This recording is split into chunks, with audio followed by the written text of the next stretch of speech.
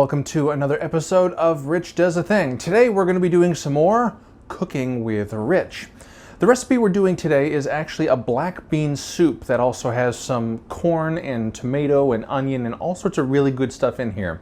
It's actually a really simple soup with really simple ingredients, and it's vegan for all you people who actually like to eat vegan out there. I actually found this recipe while I was listening to Penn's Sunday School, and Penn Jillette had gone vegan, and he was talking about a black bean soup that he really enjoyed, and I never really thought about it. So I found this recipe, I enjoyed it, I introduced it to Jesse, and now we actually have it semi-regularly. It's a great way to have something that doesn't have that much salt, it doesn't have that much fat. It's a pretty, again, simple but hearty soup. Lately we've actually been cooking it with baked potatoes on the side, which has also been really good, and the baked potatoes are also vegetarian or vegan depending on how you top them. Alright, let's get started. That's right, today I'm rocking my Parker's Maple Barn apron because if you live anywhere near South New Hampshire or Northern Massachusetts and you haven't eaten at Parker's Maple Barn for breakfast, you need to do it because it's one of the best breakfasts out there, period. Alright, so what you're going to need for this recipe is an onion, olive oil, 2 15-ounce cans of black beans. I got reduced sodium because there's going to be plenty of flavor in this soup, and why have the extra salt if you don't need it? 64 ounces of vegetable stock. I actually found these great little paper boxes full of 32 ounces each. About 2 or 3 tomatoes, which, by the way, you should not do this with your tomatoes. It's very easy to bruise them. 1 can of corn, a lime, at least 3 or 4 cloves of garlic, 1 teaspoon of cumin, and 1 teaspoon of chili powder. I cooked the whole thing in a 4-quart pot. Make sure you have a lid, and I use a ladle to stir. So first thing you're going to want to do is you're actually going to want to put some of the olive oil in the bottom of the pan. They say a couple of tablespoons. Really, you're just going to want enough to be able to coat the bottom of the pan to keep the onions from burning. Next, we're going to dice the onion and then the tomato. I actually turn on the pan in the beginning to get it warmed up. I put it on kind of a medium heat to let the pan and the oil warm as I'm chopping the onion. So as I'm dicing the onion, I'm actually going to take those diced pieces and put them right into that pan to start cooking. I'll admit some of these ingredients could be done in a more simple way, like the diced tomato. You can totally just buy yourself a can of tomato, but I kind of like being able to see the tomato itself, to know that I've got a good tomato, to be able to cut off the pieces that maybe I don't want to have added in the soup. Plus, just buying tomatoes and buying onions is not terribly expensive, so if you're willing to put in that little extra time to do the dicing, you're going to have good stuff. Honestly, the type of onion doesn't make a huge difference to me. I've done it with white onions, I've done it with sweet onions, yellow onions. Really, there's so much flavor going on in the dish that I don't personally notice a huge difference. But at the same time, if you have a favorite type of onion, or if you've got onions laying around the house that you'd rather use, go for it. I don't know if I've mentioned to you guys, I really am not a huge fan of onions that are not cooked. I really don't like them. I don't like them on salads or anything like that. But once you have them cooked and maybe even a little caramelized, then onions actually start to get really interesting for me. So as we're cooking this onion, we're going to really try to make sure that it gets cooked so it doesn't have that raw onion texture or flavor or any of that. As soon as that whole onion is diced and put in, then immediately put the lid on, because you want to take as much of that heat and that moisture and keep that in the pot as it's cooking, because that'll definitely help to keep it moist, but also get it to cook a little faster. While that's happening and while that's cooking, you can continue to prep some of your other ingredients. This is where I would start to dice the tomatoes, and once they're diced, put them in a little bowl and hold it off to the side, because you're actually not going to need those until pretty much the end of the recipe. But it's good to have them diced and ready and done.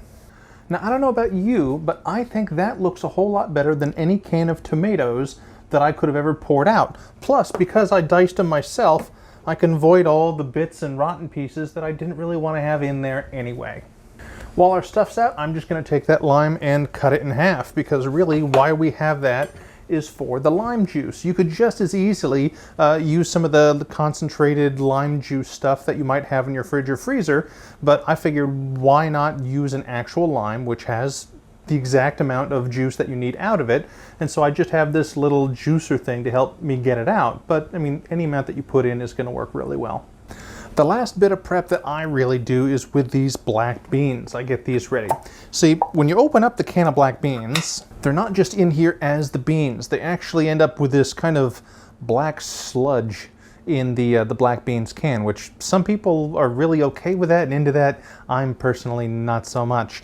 Really what that sludge is they have to pack it in with some salt water and stuff to keep them moist and to keep them from spoiling. But I don't really need the extra salt. I don't really want the sludge and the bean juice and the ugh. So I actually kind of rinse them off beforehand.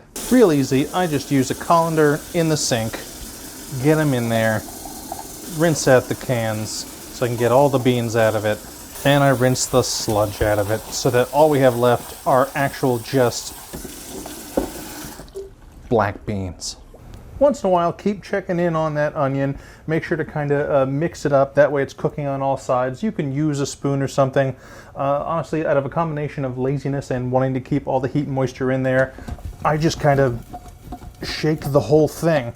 Because of the olive oil, it keeps it from sticking, and I'll actually show you. We're already starting to brown up a little bit, which is kind of exactly what we want. If you're still looking for something to do, take your vegetable stock and get it open. If it's cans, get those open. If it's these boxes, get those open and ready to pour, because when you want to move on to the next step, it's good to have it just handy and ready. The onion, definitely what I'm going for is to cut the texture so it's not crisp, and at the same time by giving it that kind of browning and caramelized a little bit, it actually makes it a little sweeter as well. Okay, once we have the onions to about that, where you can see they're nice and brown. They could go a little further, but at the same time, I don't want to completely overdo it. You'll kind of get the feel of how you like it. Once we get them to where they're that cooked, we're going to add the vegetable stock. Nice thing about adding the vegetable stock is as soon as you add that, that's going to stop the browning and cooking process on the onions pretty much instantly because of the temperature change. Next, we're going to add some of the ingredients. Some of these ingredients are actually going to get cooked in with the rest of the soup. Some of them actually don't and get saved for the very end. So now that we've got the vegetable stock in there, we add our black beans, our cumin, our chili powder, and our roughly 3 to 4 cloves of garlic. I mean, it is garlic, so I mean, no one's counting, no one's going to care. I mean, you know how responsible or irresponsible you want to be with garlic. I'm not going to tell you how to live your best garlic life, you know what I'm saying? Now, once all those are in there, you can go ahead and give it a stir. I actually have this fantastic little Loch Ness Monster ladle that I got from my dear friend Allie, which we've been using for the soup to help mix all the onions and the beans and the garlic and the cumin and the chili powder and all that flavor into that soup. Technically, when it can sit on the bottom, the little Loch Ness Monster will actually sit mouth up. I think there's so many beans in there, it's just got to rest against the side, but it's still cute nonetheless. So you're going to let that get up to temperature where it actually starts to almost kind of boil. It shouldn't take too long at that medium heat. Once it's done that, then switch the heat to low and just let it sit for 20 minutes and just let all that flavor and everything cook into that soup. Good news is once it's cooked for that 20 minutes, you actually don't have very long to go. Okay, now that we have got that 20 minutes of cooking on that, there's so much of that flavor worked into it. You can actually turn off the heat on that stove. Because so much of this is water, it's actually holding a ton of heat in it. Now we add the rest of it. We add the tomatoes, the corn, and we add that lime juice from our 2 halves of lime. Now these ingredients will be heated because the soup is hot, but it's not going to be cooked, which is actually kind of what you want with these particular ingredients. Once you've done that, your hands just smell amazingly like lime. Even after you wash it the first time, I tend to notice that the scent seems to stick. but your soup is pretty well done. So you can go ahead and stir that in to make sure all of the ingredients, the lime, the flavors, everything is getting mixed up really nicely. Now the recipe says that it wants you to let this sit for about 10 minutes, and that lets the corn, the tomatoes, and everything heat up nicely together. But honestly, I don't think it really takes that much time, so I'd maybe let it sit at least a couple minutes, and then you can pour it in a bowl and go from there. So a big thank you to our Patreon subscribers for Rich Does a Thing for selecting this particular recipe for me to show you guys.